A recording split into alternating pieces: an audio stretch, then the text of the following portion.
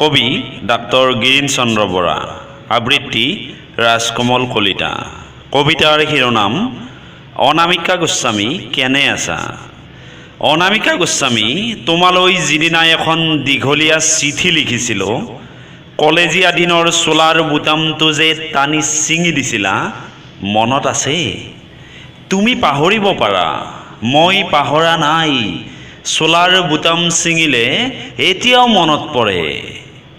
পৰিণীতাক চাই মৰা মিঠা হাঁহিটোৰ কাৰণেই টানি ছিঙি দিছিলা দামী চোলাটোৰ দুটা সস্তীয়া বুটাম। তোমালোক তেনেকুৱাই, শাওন বুলি ক'লে জোকৰ ভয়। সঁচা কাজিৰঙাৰ গড় আহি চৰিবতো নোৱাৰে মোৰ পদুম পুখুৰীৰ পাৰৰ ঘাঁহনিত। মোৰ ভনীজনীটো ওলাই যাব নোৱাৰে মধ্যৰাতি ৰাতিৰ বুকুত ভৰ দি।